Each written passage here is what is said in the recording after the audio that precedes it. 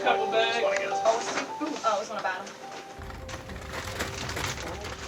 We've developed the grief ministry as a way to really bridge divides in the city, to bring in as many partners as we possibly can to help to break the cycle of violence, to let people know that people care about them. Another beauty of the grief ministry is there are really a great variety of ways to be involved. One thing is simply to ask people to pray. Here at the Catholic Community of South Baltimore, we're really excited and happy to be a part of this ministry. So many of us for so long have been asking, what can we do? So each week, Mary Ellen Russell sends out a list of all the victims of homicide.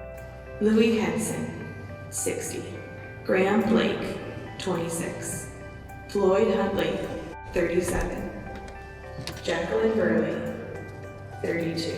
And that's sent to the pastors, and each parish has a different way of taking that list to prayer. Some weeks there are 10 names, some weeks there are 2, and it's never okay. We've lost people to homicide, and 2 of those people were parishioners. As we walked through as a community how to support those families in their loss, I think we learned how valuable that is. And one of the best things about this ministry is that it's not just us. I think this is just connecting people who all have been sitting with the same question: what can we do to help?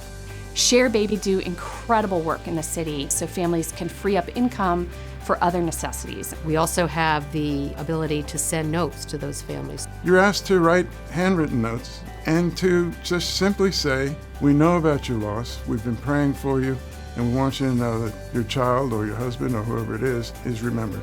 It's easy for folks who have to stay home, and they'll write up notes in their own homes and then forward those notes to me, and then I'll mail them out to the families of the victims. The food pantry is an exciting new way that we've been able to expand. So on a weekly basis, we're providing care packages. We need people to work in the food pantry and help stuff the care packages. And we've got a lot of great volunteers. I think that as we build those volunteers, we'll have people that can always be there to train you. My husband and I lost our son, Alex, to gun violence. I immediately knew that I wanted to volunteer. I had been praying on this, going through a period of grief myself. I wanted to help people who were going through the same thing.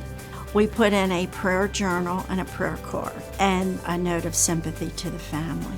The prayer journal is those readings, or so many readings that helped me get through, and they will be very helpful to the people. This ministry would not even be possible without our partnership with the Homicide Survivor Advocate Team at the Baltimore Police Department, because it truly enables them to demonstrate to families that they're there to care. They're there to really help them and support them in one of their darkest hours. What we do with the police department, whenever there's a homicide, we have ongoing contact with families. So we reach out to them. We can provide things like diapers and food and perishable and non-perishable items, and it takes a huge burden off of families. And we also have, through our partnership with Roberta's House, a way for people who really want to be hands-on, and they can come pick up a care package and go with the staff of Roberta's House to deliver that care package and sit with the family and really personally be there to support them. Roberta's House is a family grief support center.